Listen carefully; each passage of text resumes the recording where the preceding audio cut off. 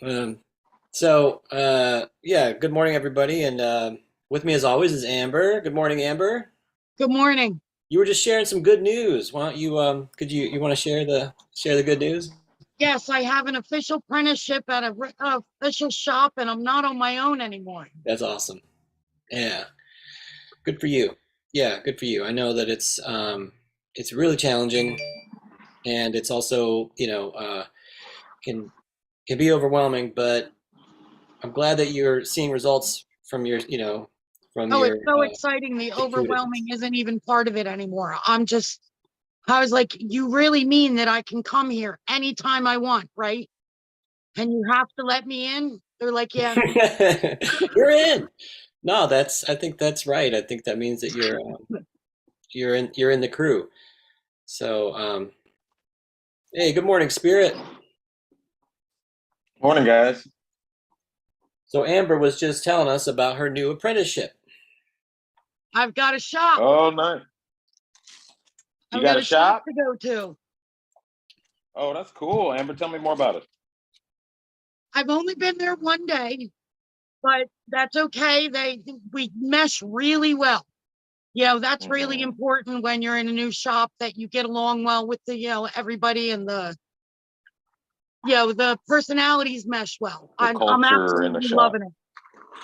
Oh, that's good. That's really good. I'm also going to be trained as a piercer.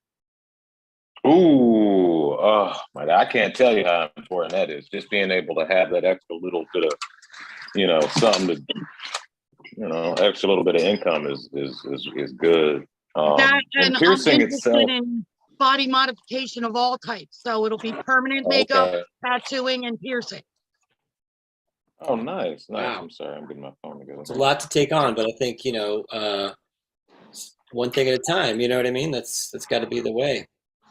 Hey, Yeah. good morning, Nicole. It's great that you could come. Hey, how are you? And So well. It's yeah, Yeah, I was actually all for once. yeah. I met Nicole in the drawing group, Guy Atchison's drawing group. So it's really great that you were able to come to this. So welcome. And yeah, this is totally just our informal drawing group. We get together once a week, drawing for tattooers on Guy Atchison's Reinventing the Tattoo community. And with that, I'm gonna get going on do these quick announcements. So yeah, good morning everybody, and welcome to Drawing for Tattooers on Guy Atchison's Reinventing the Tattoo community, where tattooers, apprentices, collectors, and the curious are encouraged to join these live stream and real world events to share, inspire, and ultimately create better tattoos and art together. We beam out nearly every day, and with your help, we've evolved into a quality network of on demand and in person uh, lost my place. Yeah, shows. Right. So thank you for coming. You can find us on all the major app directories. So the Apple App Store, the Google Play Store, as well as our YouTube channel, and our we have a Roku page as well. You can find that at reinventingthetattoo.com/Roku. You can also find us on all the major podcast directories, Apple and Spotify. But no matter where you're watching, live or on demand, the latest and greatest can always be found at reinventingthetattoo.com. I will share my screen right now. Cool. Screen share is loading. There it is. So hopefully you can see that. Yeah, reinventing the tattoo. Um, so we have a number of weekly staple shows, and we encourage people to tune in. So starting on Sundays at 1 p.m. Eastern, we have the Skill Building Drawing Group with Jason Leeser. That's followed on Mondays with a Drawing for Tattooers. That's this show. You're here. Um, so you've made it, right? And if you want to ever join, you can always scroll down here to these to this event schedule where you can find Zoom links to all of the different shows. So at 9 a.m. Eastern, that's Drawing for Tattooers. At 11 a.m. Eastern, we have the Tattoo Weekly, hosted by Lauren Gregory and Jake Meeks of the Fireside Network, as well as Gabe Ripley, Tattoo Now. At 5 p.m. Eastern on Monday, we have Let's Talk About Feelings with Robbie Ripple. And at 9 p.m. Eastern, we have the subscribers exclusive drawing group led by Guy Etchison and Sandy McAndrew. On Tuesdays at 10 a.m., we have the Tuesday Feels Drawing Group hosted by Ricardo Sturdivant. And at Wednesdays at 1 p.m., we have the Tattoo Now show. Finally, Thursdays at 6 p.m., we have the Tattoo Collecting 101 podcast hosted by Fawn Baker. So we want to thank Guy Etchison for being the founder and inspiration behind reinventing the tattoo community. You can learn more about Guy Etchison at guyetchison.com, where you can find coil machines, original artwork, prints, as well as other tattoo education content. So again, thank you very much to Guy. I'm sure we'll talk about him a little bit more as the show goes on. And then also we want to thank another one of our sponsors, Tattoo Now. Tattoo Now has the all of the newest cutting edge technology for professional development. So if you want to take your communication to the next level, right? Contact tattoonow.com. Ask for Gabe. And with that, yeah, cool. So that was fun. I'm so glad everybody could come today. It really is always a pleasure to see you all. How was your week? It was great. Awesome. That's good. I miss you guys. Anybody been I guess I've been very lucky, I think, very fortunate. I've had lots and lots of appointments and lots of drawings to do, so I'm swamped with it. So it's not a complaint, but it's like a again, it's sort of like there's a challenge to keep up with all of it, and I suppose I'm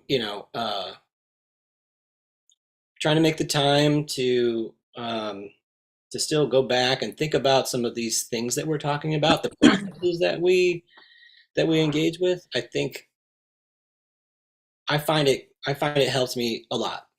It helps me in when I'm composing things. It helps me when I'm trying to figure out solutions to the drawing problems that I have. That's kind of always what we're always kind of problem solving in a way. That's a big part of, I think, of what our we're always task problem is. solving. Mm-hmm. So how about you all? Does that resonate with you? Do you feel that way? I think so too. Mm-hmm. Just the constant problem solving, and the thing I do like about tattooing is I've been an artist for most of my life, and the fact that I get paid now to solve these problems is very cathartic. Satisfying, isn't it? It's very satisfying. Yeah. And then of course, the class is allowing me extra tools to because the thing about it is, James, the thing about fun about tattooing is it only gets easier because it doesn't get easier. The better you get, the more complicated the tattoos become.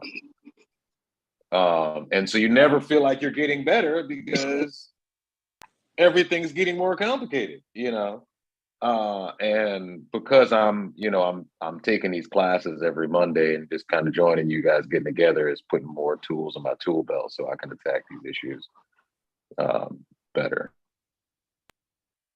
Yeah. And speaking of the tools, like what we learned last week about the proportions, really, really, really helped me a lot.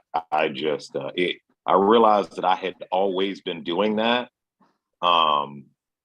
but actually having a system for it and knowing that it's a thing really, really helped me out. Yeah, I was able to put it to use. Thank you. No, I think that's great. We'll want to welcome Stephen. Hey, Stephen, good morning. Thanks for coming. What's Hey, up, Steven. Steve? Good morning. How's everybody? Good. Hey. Good. We are good. Right. I want to sort of pick up on what you were saying, Spirit, and it's like, you know, we're always sort of using these systems, I guess. They are somewhat unconscious. But I think once you can realize that what you're doing, you act, and that's what your drawing kind of creates is like a system of references. There's all these points that your drawing makes, and that's what conveys information to a viewer. It's where they can start to look at it and start to generate some kind of understanding, maybe their own understanding of, it's going to be their own understanding about it, but that's what, hopefully, we get closer and closer to actually, transmitting some kind of sense to each other. And I guess it's like, uh, it's impossible. It's impossible for me to get out of, what's in my head and put it into your head, right? And vice versa, right? We can't actually do that, you know, yet. Maybe Right. technology will get there, but we're not there yet. So what do we do with that gap, like the gap between us? And we fill it in with language and images, art. We bridge those divides, through these means, and that's kind of the thing that, once when we focus on how we're constructing, what it is we're saying through our images, I think that's when you can become more efficient with what it is you're trying to convey. Um, uh, maybe it even helps structure the way it is that you actually think, right? The way that you actually think about things. Um, so there is a relationship, a correlation to your practice and the way that you think, the way that the way that you operate. I was listening to somebody talk about, we call it the practice trap. It's like, just listen to an art teacher and you just draw boxes all day, and, like, that doesn't do you any good, and blah, blah, blah. And I think there is a point, that, like, if you're, that if you do have to eventually extrapolate, something from the practice and put it into the thing that you're really interested in. I think that's true. But, I really want to try to, encourage this mindful pursuit of, we're doing these practices, but as a means to an end, right? It's like our ends are going to be the thing that you're interested in, of course, but it's how you can more fully abstract what it is that you're conveying. Maybe that's confusing, but I guess I would point to this. So let me jump in with some of the stuff I wanted to share today. So let's see if I can share this. Yeah. Right. Okay, cool. So this is from Andrew Loomis, and what he's describing here are planes of the head, right? So I think, when we're drawing something really complicated like a head study, portrait, whatever, it can be really, really easy to get lost in the details, right? You want to like you want to draw the eyelashes, you want to draw the nostrils, the lips, or whatever. But there's a certain relationship to the structure that all of these points of interest will have for you. So kind of being able to relate them all together from most basic, right, to far more, to a far more detailed sort of thing, I think I think can be really useful, right? So we have these sort of primary planes, um, and then sort of working all the way down, so we have, so many little planes, so it feels like there's a roundedness, right? Starting from this blocky, square, sort of cube-like structure, and then getting to something that's, has far more nuance and subtlety. It's a process of development, I believe. And so, and I think almost the opposite of this is when we practice gesture drawing, if that makes sense, right? When we're working with gesture, it's all about this flow and this movement, a curve, if you like. Whereas, if you're really trying to compose something and develop it with a series, with some sort of like light source, right? With something that the light is going to touch in certain ways, you're thinking about it in terms of the planes, right, and its relationship, um, their relationship to one another. I think can be a way to really understand, right, something super complicated. It simplifies it, right? You're breaking it down, making it simple, and then adding complexity, right? Complexity will emerge out of all of the sort of simple relationships. So I hate to interrupt, but my ride to the shop is here, so I'm going to bow out for today. But I will see you guys next week. Bye, that Amber. sounds so great. Yeah, Bye. bye. Congratulations, and yeah, good luck today. Thank Absolutely. you. Good luck. I'll see you guys Monday. Good luck See with ya. whatever you're See you Have Monday. fun. Hey, there's Elise. Good morning. Hello. Good morning. Great to see you. Um, yeah, Amber got an apprenticeship at a shop, so Oh, she is off to work. awesome. Yeah, it's tough. It can be tough to find that. So Yeah. Yeah. yeah, so we're just talking about planes. Hmm. Just talking about and I think sort of getting to some kind of like trying to get some kind of handle on complexity, right? Mm. And how do you make it simple first, right? So Right. and it's tricky, but let's see here.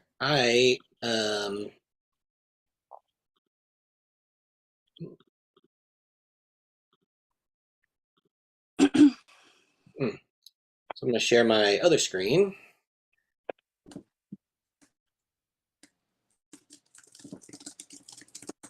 Okay.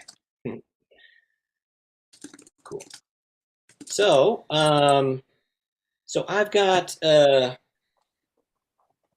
like an alignment sort of project that I was working on, and it's anatomy related, but again, it's this it was this sort of idea that we were talking about last week with like trying to find alignments, trying to think about like proportions and things, and so I wanted to re-emphasize this idea of let's see, point line plane, right, and sort of see if that doesn't start to make any more sense. So um, when we encounter any sort of thing that we would separate out from all the other information that we've got going on, you see the whole world, it's all coming at you all at once, and so we pick out things like there's my friend, or there's the telephone, or here's my coffee cup. We like separate this out from reality, right? Everything else falls away, and that and our focus is like on this one thing. Somehow it becomes one, right? um we know from contemporary science, though, that appearance isn't everything, right? That if you were to look with with microscopes and theorize you're going to find that there's an atomic structure, and then Yeah. it gets even deeper than that, right? But Right. anyway, so we have we have an appearance level, and we have and there's so there's a 0 point, like kind of where we start at stuff, right? So from there, how do we abstract it so that way we can start to understand, or to build an understanding about it? And so that's where I kind of think, I think that this idea of this point, line, plane comes into play, right? And taking another step further from a plane or a shape to a form, right? This may be, here, with these, is this might be, closer to where we kind of start, right? We kind of see forms, right? We kind of see them. But the next level up here, the shape or the plane that we see, right? That's might be where, we first start to notice, the how to differentiate, how to identify things. So I think that the idea here is that, like, we have to start somewhere, right? So if we're using a pencil, we're using a pen, whatever we're using, tattoo machine, we're going to start with initially with with a point. And connecting 2 points together, right? Adding another point, that is starting the beginning of rhythm. So having points that relate to each other is where the beginning of rhythm starts. So again, we just begin, I think, a lot of times intuitively as artists. We just sort of start with a point and we just start drawing away. But it's really this connection, like, where do we start? Like, where is a point to start? So if I kind of look at this image here, and I start off with like a midline, with a center, and then I go here, right, for the brow, and start to develop, these proportions, and so on and so forth, right? And then I begin, I've started with these, with a point, right, with a single point, and then a line, and then now I'm starting to find these various shapes, which will again sort of translate into a planar structure. If that sort of helps. So this is sort of the concept. And I mean, I think that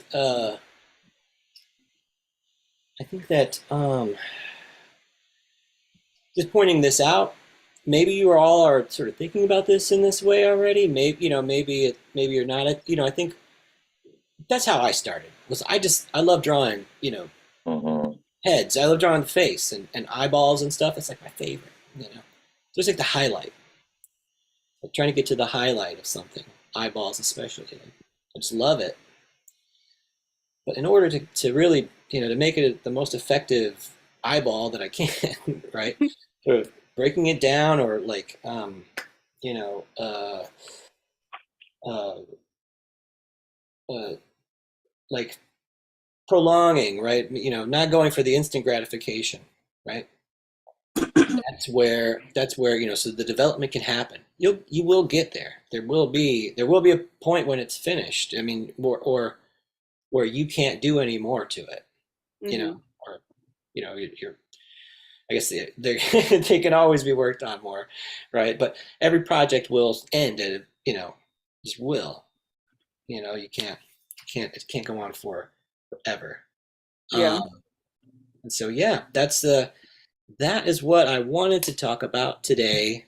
Was to sort of revisit this idea of the point, line, plane, and then how it relates to forms, right? Point, lines, planes. Planes are shapes. Shapes start to constitute the form. And what's interesting too, I think that, like, you've probably heard this before, but lines and line quality, uh, it's sort of that, it's another basic vocabulary of how we communicate. So if line is very thin, again, it's going to have some kind of meaning. Could be sort of delicate, like interior shape, or could also sort of start to represent something that's at a bit of a distance, if there's a thin line. Bolder, thicker lines, they have more, they're darker, they have more value, they have more presence, so they can start to bring things closer to us. That's something that thicker lines can do. But something else that, is a quality, I think, of lines that is really interesting on a, psychological level, would be, that lines that end up being, whether they're horizontal or vertical, um, they have a certain tempo, right? As you're looking at them visually, they sort of, um, they're static, right? They're moving, vertically or horizontally, and they're very static. But diagonal lines, right, are much more dynamic. They move your eye much quicker, right? So if you have this, so thinking about diagonal lines in that way, that that offers you something dynamic. It offers movement, or at least a a quicker movement. Again, it might be a really interesting way to consider like your line quality, thick, thin, really important. Um, Also, the direction, horizontal, vertical, diagonal. But again, with all these lines, we can kind of see, there's, there are these points, right? And they're basically 2 points connected. When we have more of a, forgive my crude circle here, right? But when we have this, we have this curve that goes on, snap it into circle, right? If we had this, we have this circle, um, there's no point on which we can really start the point, right? There's nowhere for us to start this point. So again, it's kind of an interesting, there's a continuum. There's a continuation that happens visually whenever we have this sort of, really elegant curves and really circular circles or ellipses and stuff. You know, there's no point to start, the process. So I think that's why, to kind of go back to our initial example of sort of simple planes, like we have this, this cube right here, this sort of simplified planes of it. If we were to sort of think about the sphere that could fit inside of this cube shape, right? It's easier, to sort of knock off these corners, right? It's kind of easier to um, it's easier to to add curve, right, to this squared up thing than to add sort of structure to this curved object. That's just something that again, it's kind of like, um, it can't be a hard and fast rule. It's just something that I kind of feel is, um, I kind of feel it's fairly true. I didn't invent it. My drawing teachers and stuff always told me that, right? So it's this idea of like, when you're drawing head study, when you're drawing anything sort of complicated, the more that you can bring, sort of a planar structure to it, you can always kind of come back and add some softness, some curves and stuff to it. But it's going to be harder to sort of, to bring those alignments up to, sort of relate things in certain ways. If it's all curves all the time, if everything is, if everything is all, just complete gesture, total gestures, So anyway, that's that's my presentation today. Was I wanted to talk about that stuff. I hope that was helpful and useful. Oh no, thank you. Seriously.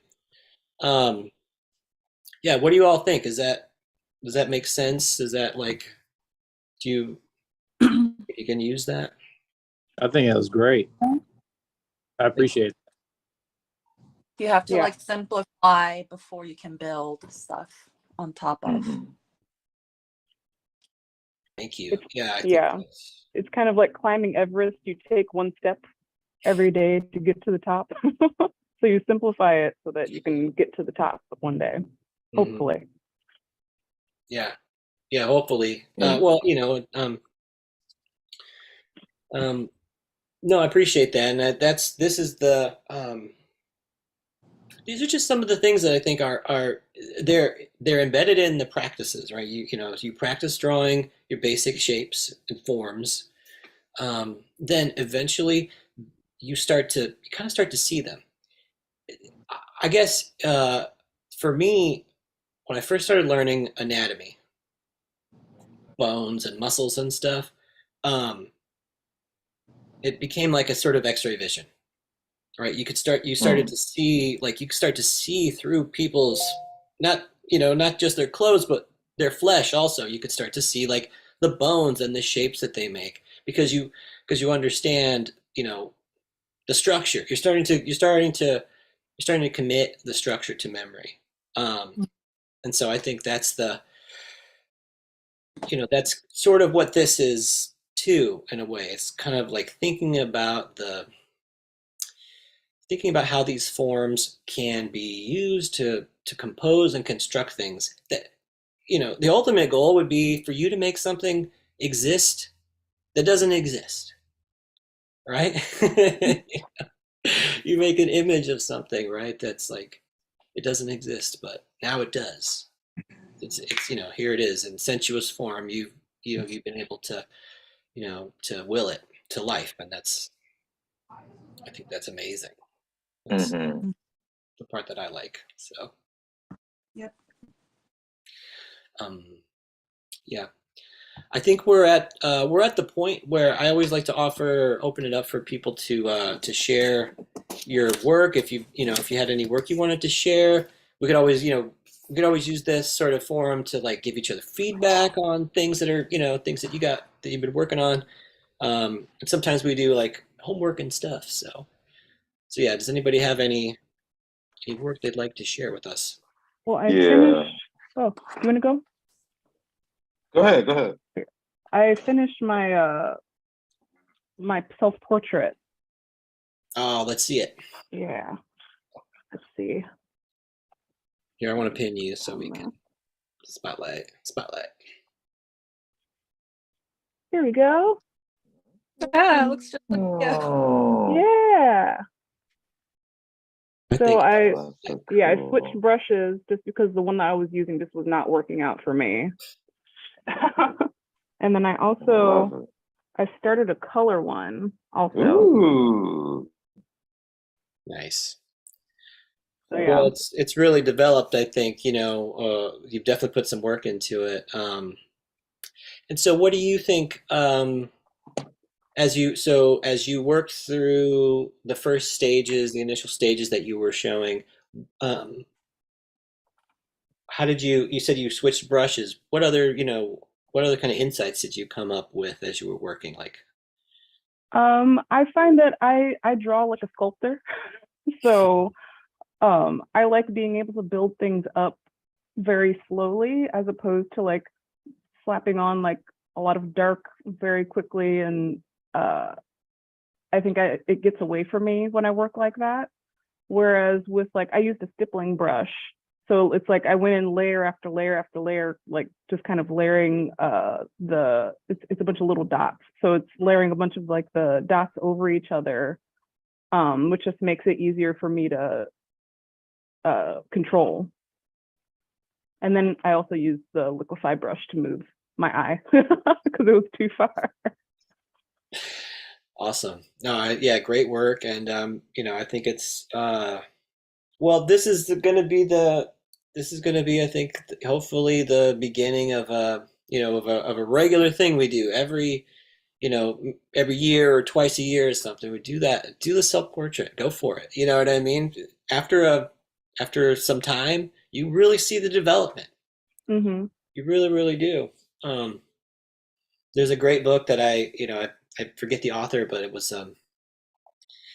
it was an artist, and he always did self-portraits, and then he started to like, he went into dementia, right? Mm. So throughout the end of his life, he kept doing these self-portraits, and they were like, they kind of they reached this apex when he was, younger and healthier, and then as he, as his health declined, the sort of the nature of the portraits, they really changed. Mm.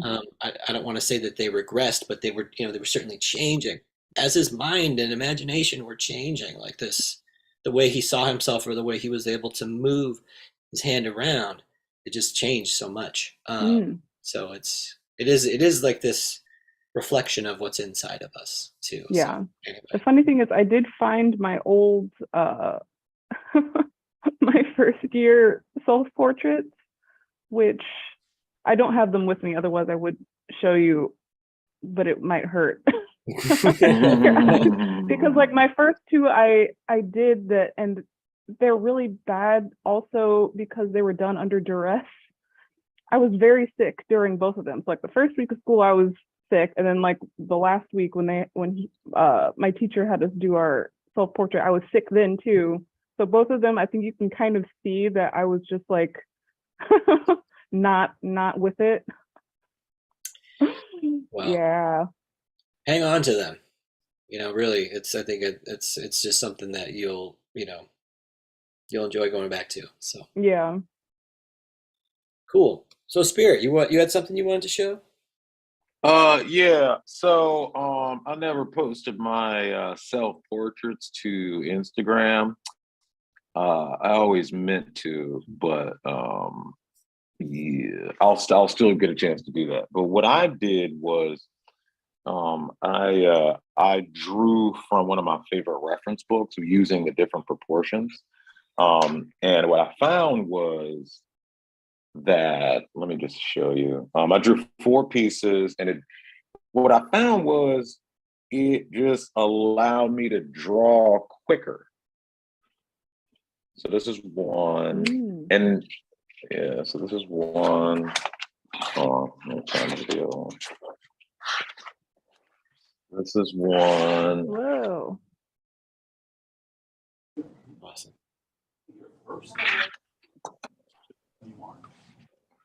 This is another one. I'm back in my what's up, man? What's going on? How are you? Good. And this is the one that I did last night. Oops. It turned out. We got some others there out front. They're like, Yeah. So, oh, thanks. Yeah. So basically, I wasn't too necessarily concerned with the quality, but just the fact that I was able to do those with that amount of speed, to redraw the images with that amount of speed and have them be relatively, or have them be legible, was really important, because I've just never been able to draw this fast. Like, it will probably take me maybe a week or a few days to draw one of those. You know what I'm saying? But this is just me just doodling, waiting for a client. And so just to know that I could do that now, it's gonna make me do more complicated pieces, and just as having this little tool in my tool belt is I think it's really gonna help me a lot. No, that makes total sense. It's exciting, and it's the result of the training, right? I mean, just that you're always putting yourself through the hurdles, right? You're going through it, you're drawing more, and it's like, I know I've certainly fallen into that rut where it's like I just tattoo all the time and I don't even draw. You know what I mean? It's like just tattooing it can take up all of your space, and so Yeah. drawing practice really kind of falls by the wayside, and then you want to go to draw something, whether it's your own artwork or whether it's going to be, some sort of a design for a customer or something, and it's painful to do it. It's like it's like returning Yeah. to the gym after like a long stint. You haven't done it, so that makes total sense to me. And I think those were really cool. And I guess I feel like what I'm seeing in them is composition, right? There's a real feeling of composition, and there's a balance that you're striking in terms of the, the relationship. This much skull to this many waves, right? This much of the Mm-hmm. snake, like, and how it continues, right? We can sort of imagine that it's sort of going behind, certain elements and then coming back out, emerging. So we get this feeling of depth, right? And the value helps with that too. But again, it's the shape, right? It's all of the shapes that are,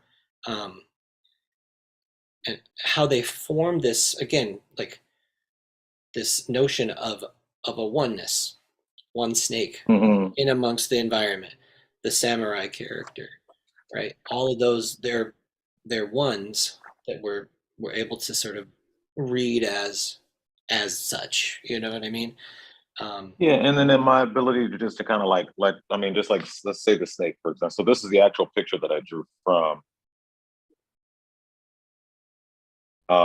So I just broke it up, in the thirds. So okay, well, this is what we're doing over here, and then of course I would draw a line from you can't see, but from here, this mouth over to this edge here, and this side of the head over, goes there, and like these, form that line, and just really just as like you said, just these simple relationships between these shapes allows me to get it close to correct, at least close enough to the correct to where it's not wonky to the viewer. Because wonkiness is what we're trying to avoid. Wonkiness is why people come to us. Mhm. And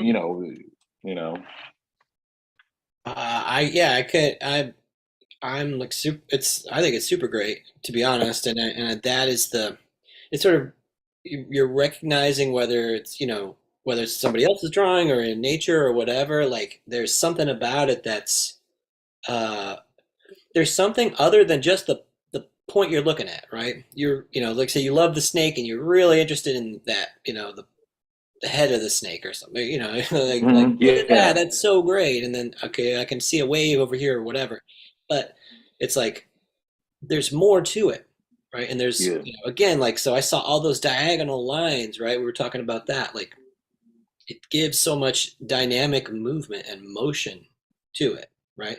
And so I think that there's a lot of these compositional ideas are present in that, and I think that you're really on the right track as far as like looking at the relationships, finding that these align this way, right, and they don't align this way, right, and that would be that sort of wonkiness that you're talking about. Like there's something about it. What is it? Why doesn't this feel the same, or why does this sort of feel static or whatever? And it's it's like there's something that wasn't considered. You know what I mean? That would be the thing. So, yeah, excellent. Thank you. Oh, Nicole just turned off her camera, but she was drawing this very cool dog. Yeah, that was cool. I was hoping we could check that out. Maybe she gets a chance to come back.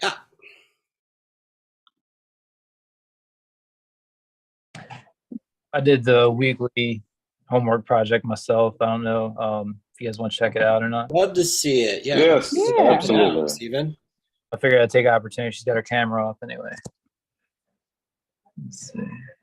All right, so Oh, nice. this is a drawing I did a couple of years ago, and when I put the lines on it, it's not necessarily divided like you had done yours earlier, but I did try to line up maybe like this diagonal line with the jaw with where the ear is, or where the top of the nose meets the bags of the eyes, the bottom of the nose, top of the mustache, bottom of the ear poking out of the hair. It's awesome. Could you turn your either turn your phone to this? Yeah, turn it. Yes, awesome. That's it. Perfect. Thank you. Man, Steven, seriously. Whoa. So this is a drawing that you would this is a drawing you did before, and then you went back and sort of started to analyze some of the alignments and stuff. I just put in Procreate and use that neon color to kind of see where things lined up. I think so. So I think it's very effective, and it's also kind of like this. So as far as like all the anatomy goes, if you can, you start to really think about like, or you start to really sort of zero in on the anatomical, sort of structures, like for instance, on the right side, on the inside corner of the eye, it's like we have there's that little inside corner of your eye. It's called the cruncle. That's the that's the name for it. Mm. The cruncle aligns with the nostril, right? You're just sort of having that, so the furthest edge of the cruncle sort of just aligns with just the edge of the nostril.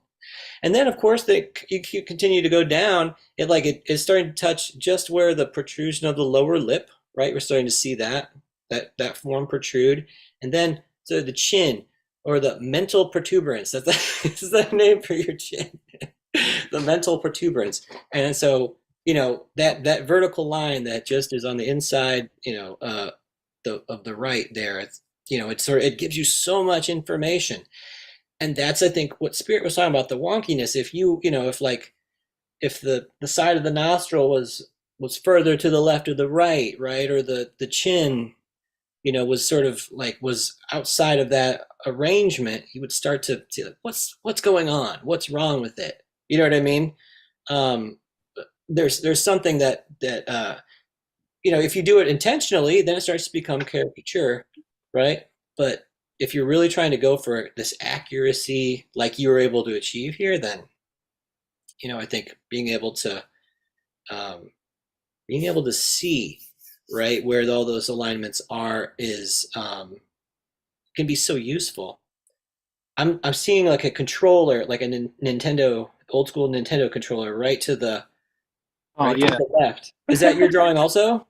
Yeah, that's a sticker that was made for my digital art. Oh, that's cool. It is cool, and I think it's Old sort of school. it is. It's like that's what I remember growing up. It was that. Yeah. But this is what so it has this new school aesthetic, and it's sort of taking this whole idea of alignment and relationship and sort of just turning it on its head, right? It's like this is where everything is not what we were just talking about as far as like how the alignments work, and still it Mm. works. It still has this beautiful quality. You know what I mean? It's aesthetically pleasing. It's fun. All the curves, right? All of the sort of diagonal edges, they are exciting to look at. Does this make sense? Yeah. We're trying to like have our cake and eat it too. You know what I mean? Like, Hmm. so there's this, right? Very analytical, and just there's a geometric quality to it. Um, whereas right next door, there's a geometrical object, right, where the geometry has been, you know, really manipulated. It's so cool. Yeah, I don't, that's what I see. That's so cool. Thank you. It just kind of process, yeah, serendipitously proves your point.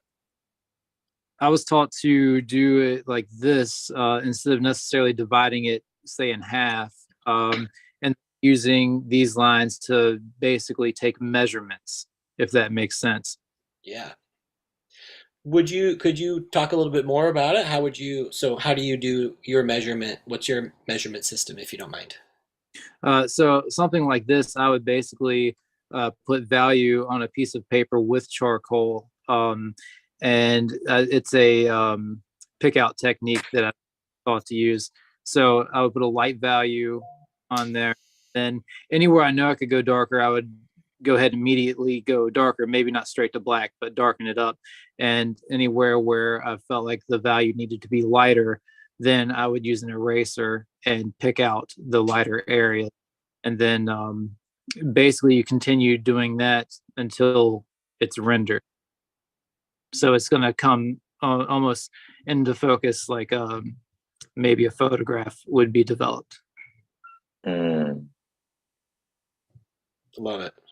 I love it. Yeah, I it sounds very, it makes a lot of sense to me the way you're describing it, you know, and so all I can do is encourage everybody to, you know, to give that a try. There's so, you know, almost this infinite amount of ways for you to get to the place where you're going. I get, you know, all roads lead to Rome, I guess. So, you know, you can get there, you know, but it's but I do think, you know, sort of there's a simple sort of start, right? There's something where it starts off simply, you know, and then it can emerge, right? The complexity or the, you know, the sort of the nuance emerges out of, you know, you continuing to work on it. So that was awesome, Stephen. Thank you so much for sharing that.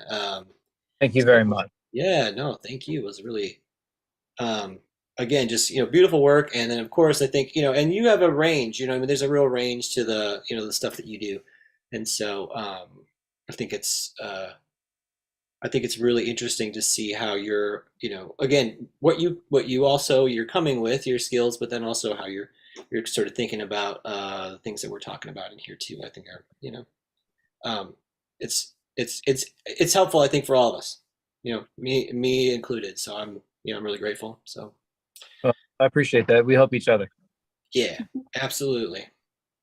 All right, Nicole, I see we all see your drawing. Let's let's want to check you out. So Yeah, my husband wanted me to draw a portrait of our Great Dane puppy, and he wanted me to incorporate like winter elements because she's a winter baby. So when you talk about like different planes within the face, it helped me lay out the light source because it helped like simplifies the different surfaces of the face. So I'm gonna use like the big snowflakes as the light source and have like the light coming in from the foreground. And then I also try to use some Art Nouveau elements for this. it's beautiful. Adorable. Yeah. That's nice. Also, I wanted to add that I watched The Pale Blue Eyes yesterday on Netflix, which has Edgar Allan Poe in it. It was so interesting.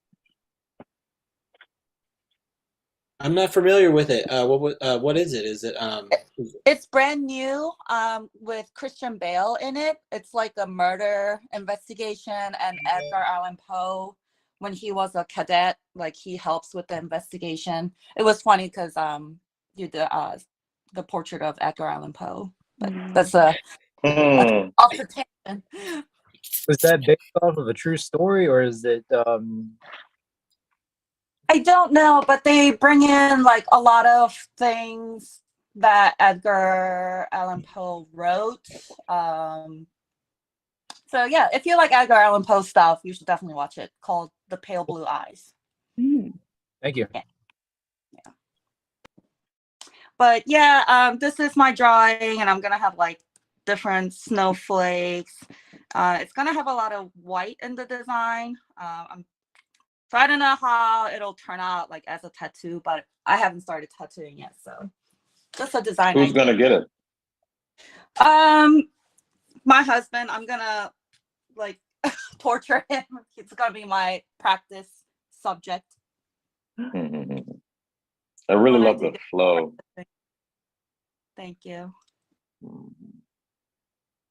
yeah, it has yeah, definitely, like I think you mentioned Art Nouveau, kind of, you know, that curvaceousness, right? And then the, you know, the sort of the natural elements, so snowflakes and leaves and stuff. And then, you know, it's, you know, that Art Nouveau kind of element, the, you know, the thick, you know, sort of curvy thing that goes around it. Very cool.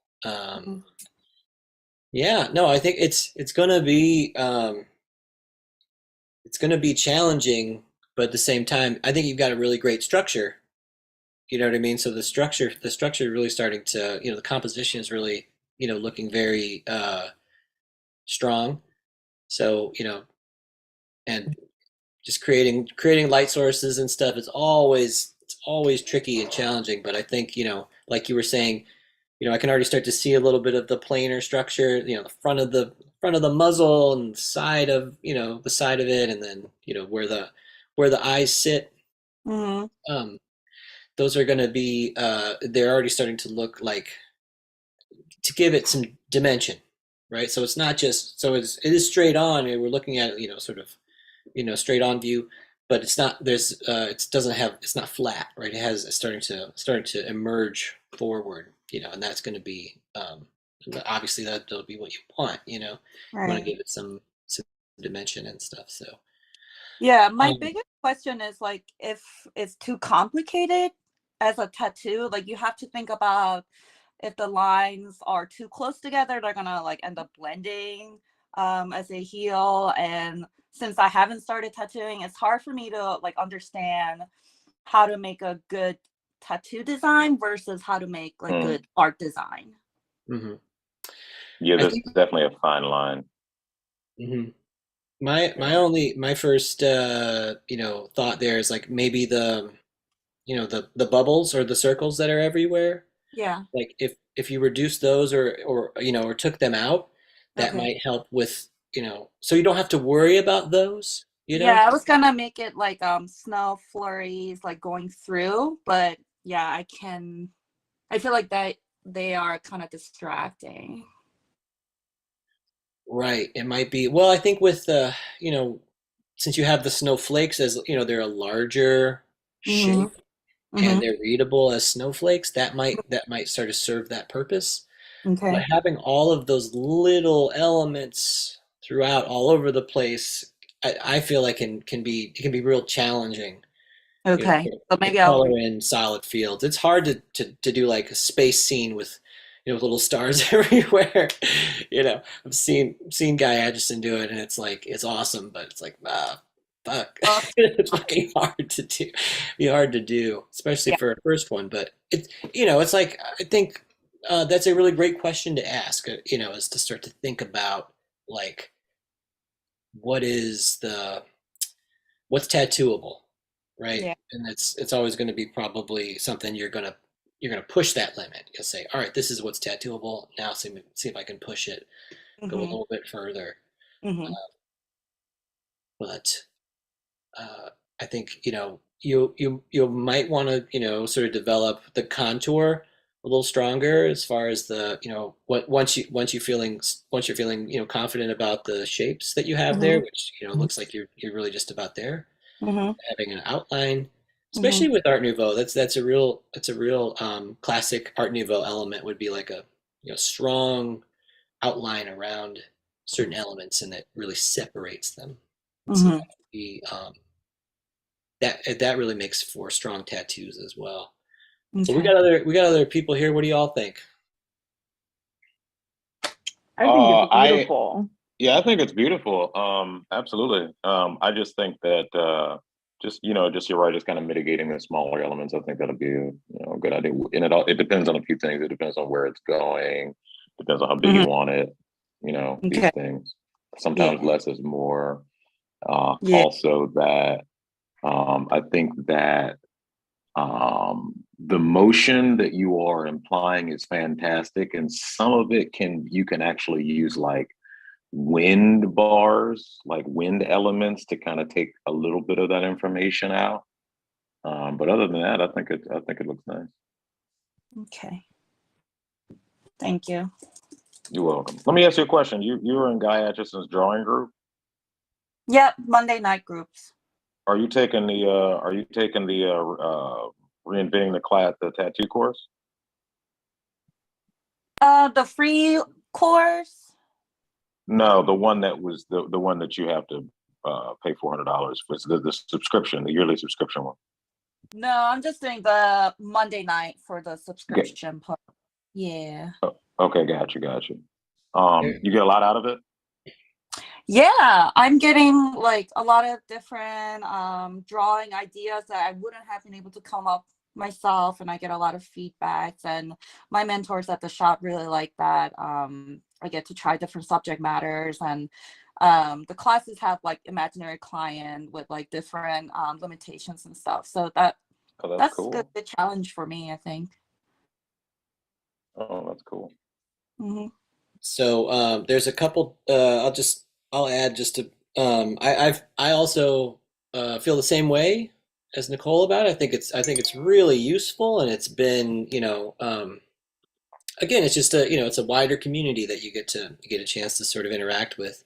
Mm-hmm. Now, there's a couple of different levels, right? There's just joining the drawing group, um, which is a fairly low price. Mm-hmm. Then there's like there's a course that you can take, Mm-hmm. and the course is it's essentially the book, but the weeks are locked, right? You can so I'm in the I've been doing it for, I think we're on week 29 or 30 or something like that, right? Mm-hmm. So as each week we have our Monday night, get together, right? There's that evening a new section will be unlocked. So it was really cool. Steven's in it. Are you're taking the same? You're in the same sort of the course level, aren't you, Steven? Or am I wrong? I am. Okay. So what we're where I'm at in it is a technique section, Mm-hmm. which there is there has been, it's been mostly about design. It's been mostly about like um, you know uh, kind of like fundamentals, similar to what we're practicing here. But this last week was all technique, and so there's all these like close up videos of Guy Aitchison tattooing and him talking about like how he's doing these tattoos, and it was very cool. Oh gosh, that's Yeah. amazing. So you're just Think in that will- class with. Go ahead. Do you think that'll be helpful on top of the traditional apprenticeship, or like either or? Yeah, no, I think it'd be I wish I had that very much class at the helpful. top of the apprenticeship. Oh my God, what? I mean, you're able to like, if I understand it correctly, you're being able to just have Guy Atchison there to answer questions. Is that a thing? Well, okay, so it is a thing. He has taken a couple of weeks off in sabbatical recently. Uh-huh. I think so he is a very busy artist. He's he's a Sure. full-time tattooer, you know what I mean? He's working like crazy. Mhm. And he's also he's been like working on selling his book, the Biomech Encyclopedia. Very it's an incredible book. So if you like biomechanical as a Yeah, I subject, have that. It's two parts. you got it. Okay, yeah, you should. Mhm. So here's the other thing. So there's also the book. So what you're talking about, that subscription for the year, like you can buy subscription to just the book, and then you get the whole book. You can just look at the whole book as whenever whenever you want. And so that's without instruction. That's just that's this. So what is it? It's like a dollar 5 cents a day if you think about it. You get the book, right, for the price of a cup of coffee. You get you're gonna have this. So I think so that's where I'm at with it, right? It is an education in unto itself, the book, but also the group, right? So the group is very cool. It's very affordable. It's like coming from art school and how much art school can be very Expensive. expensive. And so it's not the exact same thing, but I think again, anything that you're adding to the tools you're talking about, right? The community that you find yourself in. Not only is that going to help you, but you're gonna carry that light forward, right? When in your own, so to your own shop, right? To your apprentices, to whoever that to your Yeah. clients. You know what I mean? Like that's so much. It's sometimes I think it's easy to forget, but we're educating our clients too all the time. It's just a big part of. Yeah. If you're an artist, that's a part of your leadership, right? Mhm. Because because it's easy to get, clients can get pushy. You know, Yeah. they can start to get pushy, and it's so having a mutual respect is so crucial. But also there's a role, right? We want to serve, we want to do we want to do right by the people who we're working with. But it can be it's a two-way street, you know. Mhm. So um, Yeah. Quick, James. And go ahead, Stephen. What's that?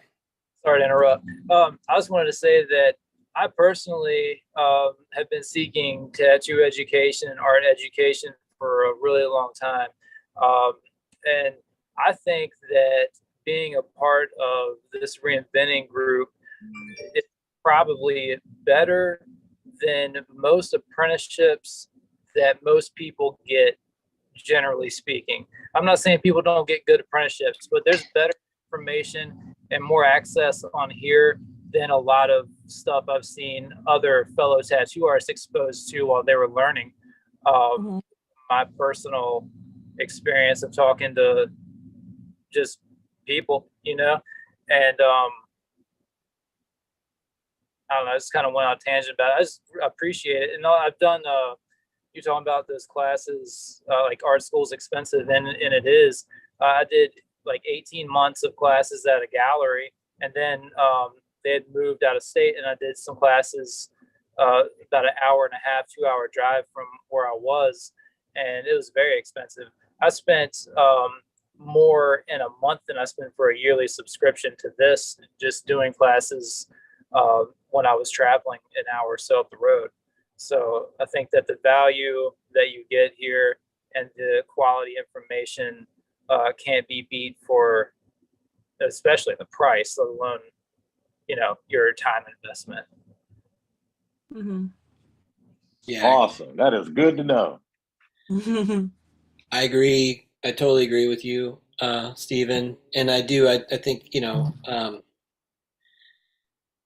this is, so there's this, right? This is the, first taste is free. You come here, this is free, just like it's, you can, anyone can pop in, right? Anybody can pop in, and I think but I hope this is a part of, it's I'm also emulating what we do, as far as like some of the camaraderie, the sort of the feedback and the drawing, the expectations that you get with the courses, with there's like it's like a social media kind of environment too. There's an aspect of the reinventing the tattoo, community, where you can go in and you can have a little profile on the reinventing the tattoo community, and you can post your images to there, get feedback and stuff. Oh, that's cool. And I think that's a lot of, it's pretty safe, what I mean? That's a safe space, if you like. You know what I mean? It's a great place to sort of, start to develop what it is that you're interested in, and your work, and um, yeah. And then it's, so this is free, and this is where you can begin. But again, like, there's a great value. You get what you get out of it, what you put into it. Mhm. But that's like anything else. So anyway, yeah, I hope That's that's. why it's exciting to see, just people who are at I'm sorry to interrupt, James, but No. that's why it's exciting to see people who are at, every level creating art. You know what I mean?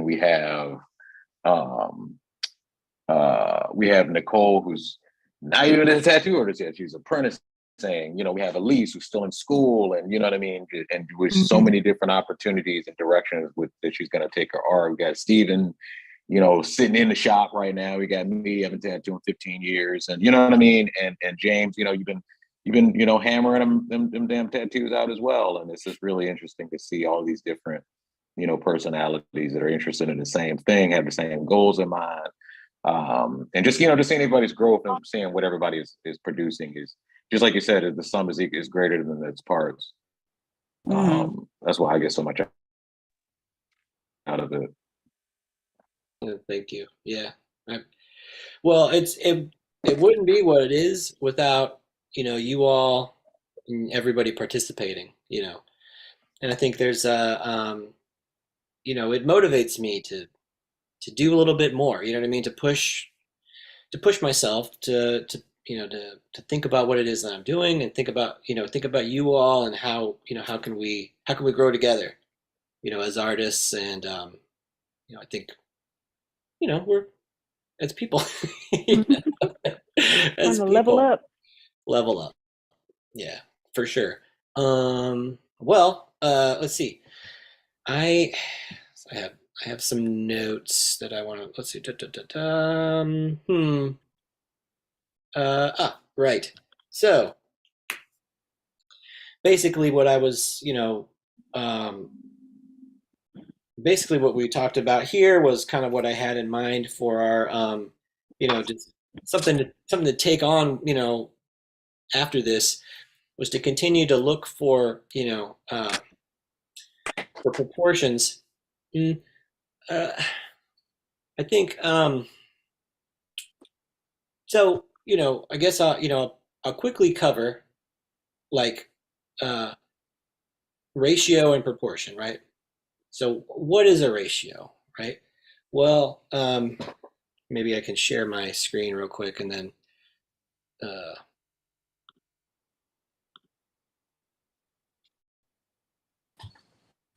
maybe, yeah, cool. Okay, all right. So I'll get rid of some of that stuff. Right. So this is pretty basic, but so for instance, right, if we have yeah, so if we have so one unit. Let's take this red square here, right? And we had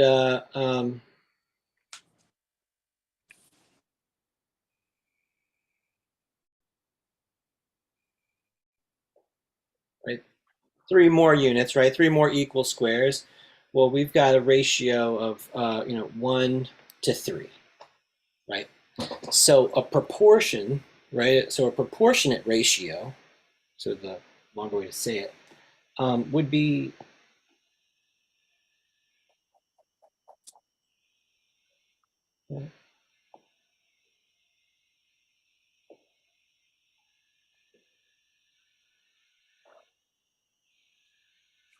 2 to 6, right? It's the same way, saying it's the same thing, right? So 1 to 3 is the ratio, right? Proportionate sort of proportionate growth of the ratio would be 2 to 6. That's what I think what we're trying to go for um, when we start talking about like measuring anything that we're doing, right? So if I go back to my if I go back to this this head study thing that I'm talking about, and we start to look right for ratios, right? We might sort of say like, okay, there's an overall width, right, to height, right, of the head.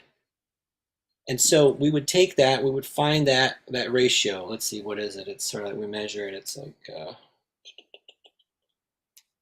looks like it's 2/3, right? There's a there's 2/3 of the width in this height of this particular subject.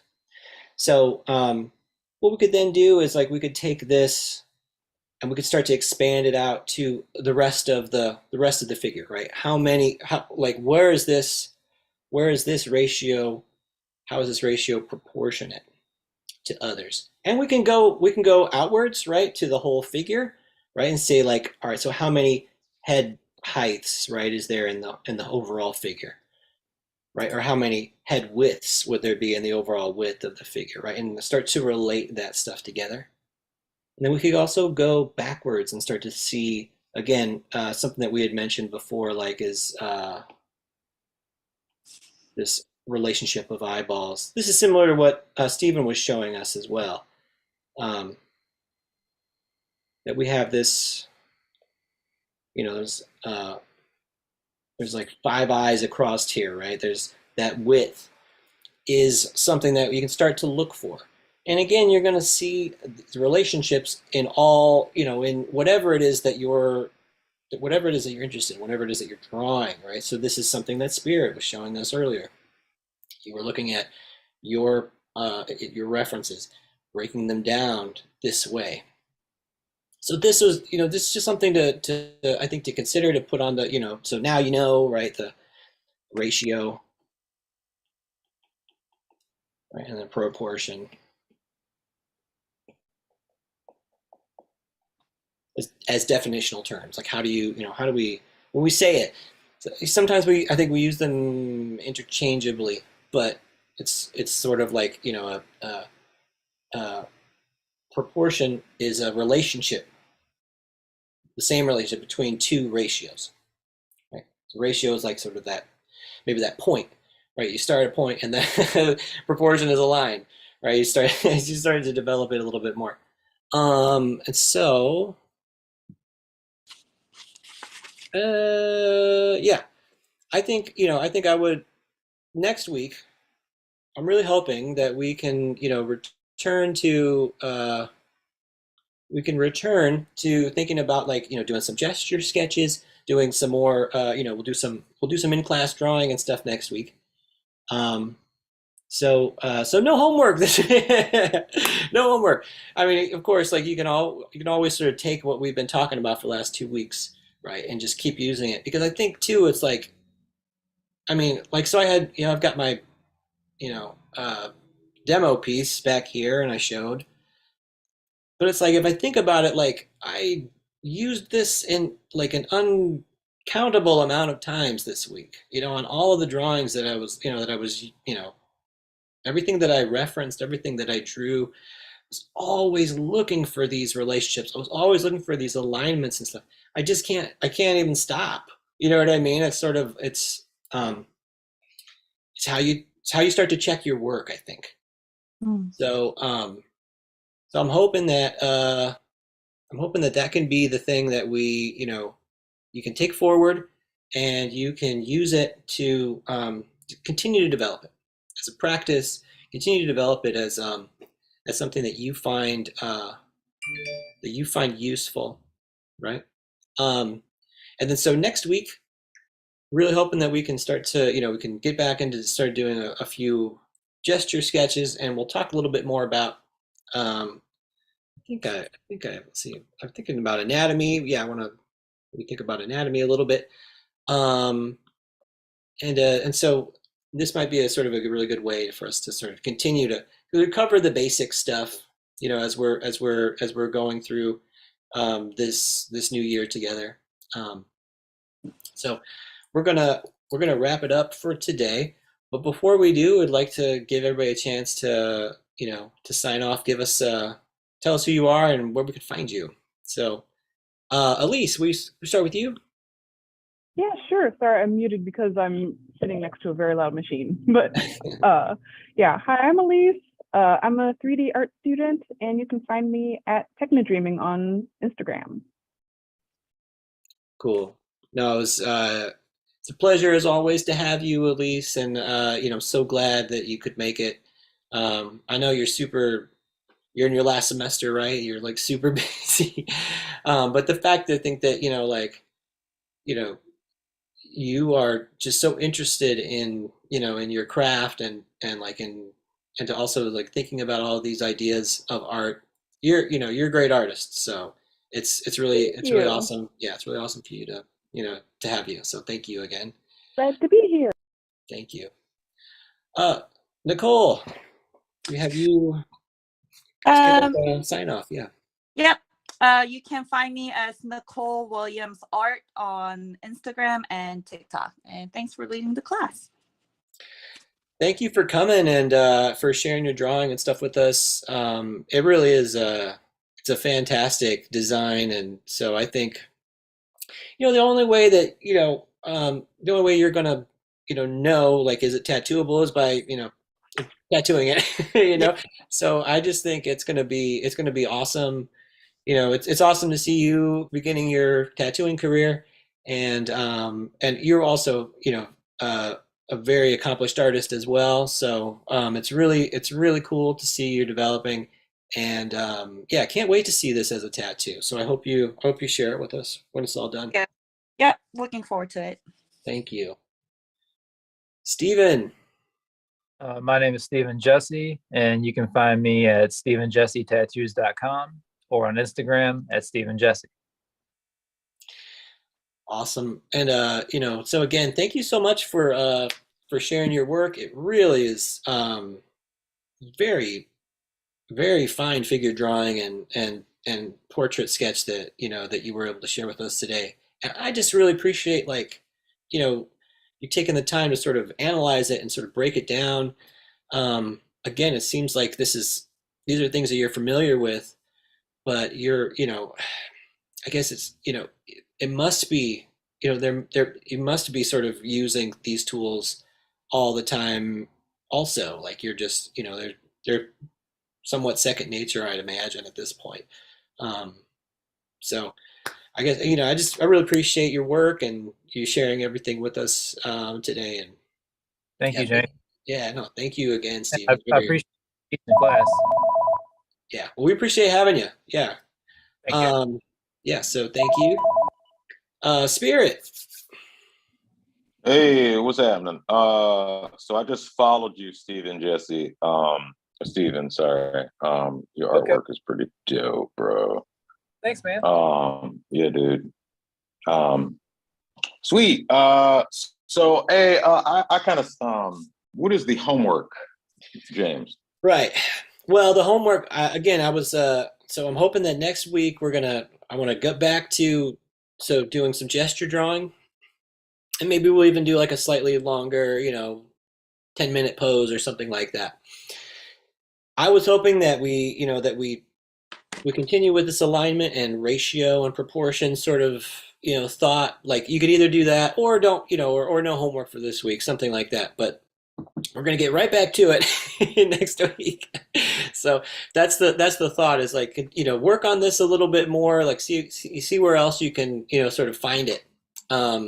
Because again, I was sort of mentioning, like, that I am, uh, I have my demo back here, but like, I use this alignment, like, sort of technique or thought. It's constantly, it's just a constant thing, and so I want to start Mhm. to bring out, I want us to start to bring out what it is that we do, or what is our, what are the methods that you're using. So the more that you're thinking about it, I think the more that you can sort of harness the power, of these techniques that you're using. So Is anyway, there a person that I can look up that will kind of help me understand ratio and proportion a little bit more? sure. So I think, let's see. I am So I would probably again look at, at Andrew Loomis. Oh, you know what? Let me see. I got something. Talk amongst yourselves. Talk amongst yourselves. I'm gonna grab this. So Elise, how's school going?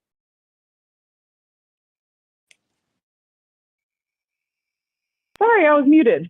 No, school's going pretty good. I'm starting on my portfolio class, which is basically I have to consolidate all of, like, I'm getting all my life drawings together, some concept artwork, and just like past uh projects that I did in my 3D class, because that's my main thing. Oh, and my sculptures as well. And I'm compiling them all into like a book so that it, like, when I go to uh apply places, I can show my work. So I'm going through that. I'm writing my resume. I have to do a presentation at the end of the semester, basically showing all of my work.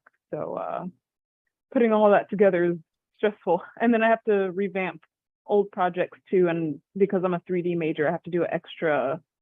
I have to do a video of like my 4 4 to 5 top projects. Mm-hmm. Cool. That's exciting. Yeah. Yeah. Bye, Steven. Bye, Steven. I'm gonna sign off too because my battery's dying. But it was nice meeting you all. Bye, Nicole. Thanks, All right, Nicole. guys. Nice All meeting you. right, Nice meeting you.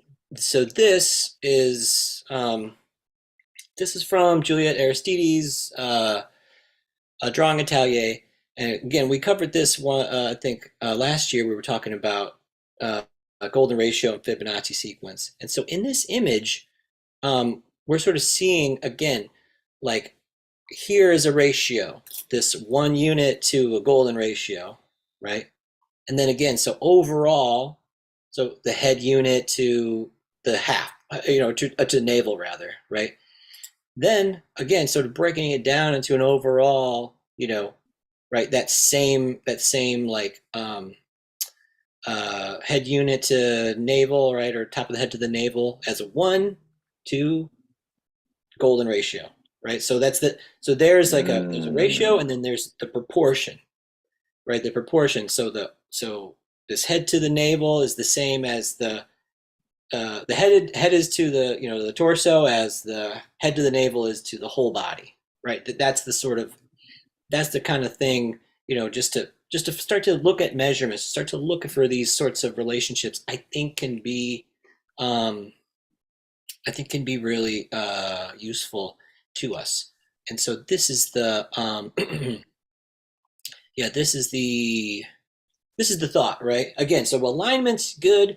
Also looking for ratios if possible, right? So you can look at it, again, if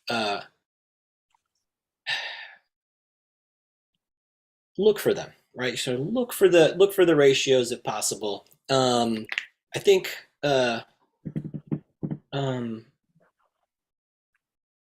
there's something else I wanted to cover today, but This reminds me of Salvador Dali's what's that? crucifix. This reminds me of Salvador Dali's crucifixion, where he crucified that guy on the hypercube. You know what I'm talking about? Mm-hmm. Yeah. No, like you mean the one with perspective? We're looking down, that one, or just is there? No, not that one. Okay. He's being crucified by a 4-dimensional cube. Awesome. You've seen it before, I'm sure. Yeah, I'm sure. No, I'm sure I haven't. That's But cool. I think this is displaying exactly that. I think he's displaying this here, honestly. Mm. Yeah, probably. It's likely, you know what I mean, that there's some well, this is like, again, if we look even, so this is the big ones, right? There's this really big kind of relationship that we have.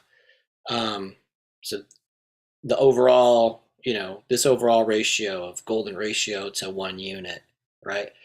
You could see it that's getting broken down even further, with the head, So I think it is really interesting, and I thought it was kind of funny. Let me see if I can pull it up.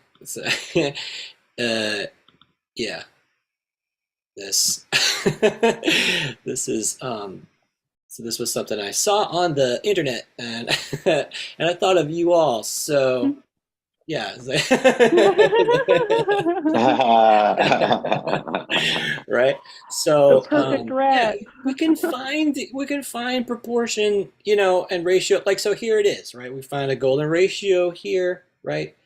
There's this unit to that unit, and we could continue. You know what I mean? You can find it over and over and over again, right? It's where you want to, where you look, you can find, right? And so, anyways, these are just some of the things that I think are, just analysis, right? Working on analyzing, some of the work that we're doing. I'm going to try to keep doing it too, but like the hope is that we can continue to do, to continue to make, strides forward in, in our work and our quality of our work, and then also, keep practicing. So, So yeah, hold me to it. I, Next week, some drawing, right? We're actually gonna draw this week. I am gonna say if you're interested in some videos about like interesting math stuff that goes with art, it's not exactly. I mean, it's informative, but it's also entertaining. There's a woman on YouTube called Vihart, Vihart, and she does like all of these like I think they're mostly like short form videos. They're only a couple of minutes, but she talks about like the Fibonacci sequence and golden golden ratio and all of that stuff, in kind of like an artistic, quirky way. They're pretty fun. Awesome. No, I will check it out. Thank you. So I think James, you'll probably like the hexaflexagons. That's I my like it favorite already. one. That's my favorite one. I like it already. It sounds amazing. So yeah, so I hope that's satisfying, you know, some stuff to do. Um, and I'm also really looking forward to you know seeing you all next week as well. So Spirit, give us your sign off so we can get going here. Totally. My bad. All right. You guys can find me at tattoosbyspirit.com, Tattoos by Spirit on Instagram and TikTok, Tattoos by Spirit. It's amazing. And thank you again for coming, and thank you again for sharing your, you know, your work. Your designs that you were making, I think they're beautiful. They're Thank you. they're tattoo as fuck. And also, you know, I think again, it's sort of like what you're saying about like how you know, like that just doing this is you feel like it's helping you. You're helping me, you know, you're helping us. I think that's it's you know, it is really, you know, symbiotic in that way. So I just want to thank you again. I love the work and you really keep it up and you know, keep coming. Love having you. Yeah, it's really great. Well, see you next Monday. And join up, you know, join the reinventing group. You know what I mean? The you know, the classes and stuff. Look into it. Yeah, I do plan on it. Good. Good. I think you'd really enjoy it. You get a lot out of it. It's another great community, and of course, you know, it's sort of this. Um, it's just another chance to get more really great information, and then also to you know to get more feedback. We're making concrete things. We're getting feedback on them. It can be challenging to keep up with it, but again, it's sort of it's you know it's good training. It's good practices and stuff. And at least if you ever want to get into the tattoo biz, you know. I would not want to curse anybody No, with that. Oh my God. No, Oh, they would be you'd called, probably they be an wouldn't be awesome clients, they would be victims. Yeah, no, you're already in Not the clutches. You know what I mean? You're already. absolutely. Do you have It might any be too late tattoos, for you. Elise? I do. Do I have a photo of it? It's on my arm, so you can't see it, but I might have a photo of when I first got it. And I want more, but I got my first tattoo and then I enrolled in art school and now I have no money. So Oh yeah, well there's that. Yeah, there's that. Didn't you Here say it you is. fell asleep I during did. it? Here, Oh, that's I'll nice. spotlight it so we can check it out. I feel bad. I was also a little bit of a runaway canvas. Mm. The lady, her name was Alicia. She was a very nice woman, but once again, I got the tattoo and then I enrolled in art school. She's like, 3 months from now, come back and I will give you a free touch up. And I'm like, I will totally come back. And now it's been 4 years. But Terrible. it was like an hour or two away. Like I got it with a friend that lives in a different state. So I don't live in the state that I got the tattoo from. So it's like 2 hours for this lady to stab me again. Right. So You're like, I'm not even bad. going for free. Yeah. I commute an hour every day to school. So it's just like, oh, I'm commuting all the time anyway. I'm sorry, Alicia. No, it man, it happens. You know what I mean? It's like it does happen. She was But looking for me because my other friends kept going back to her too. And they would come back and be like, she is looking for you. Wow. Apparently they walked in, they're like, where is Elise? She remembered my name and everything. Oh, wow. That's a cool That's tattoo. dedication. Yeah, Yeah, that is a cool tattoo. Yeah. fell asleep for the whole thing. Oh, He had to that's wake even me. better. He had to wake me up at the end. Dang. Maybe you have a gift. You know what I mean? Maybe this is a gift that you can, you know, Everyone you're says that I'm Seriously? metal. sleep I through the told this tattoo story to process. people, yeah, and they keep saying now I'm metal, and I'm like, I think I'm the least metal person. More like bubblegum metal. That's awesome. Well, okay, so yeah, maybe, you never know. You never say never. That's the, that's the thing. Right? Never say Yeah, never. You she's like, never oh, know. I know. Mhm. Well, again, thank you all for coming. This is it's always a blast. Um, this is Drawing for Tattooers on Guy Atchison's Reinventing the Tattoo Network. I'm James Wisdom. You can find me on Instagram at Tattooing Wisdom and tattooingwisdom.com. Thanks again, everybody. Happy drawing, right? And we'll see you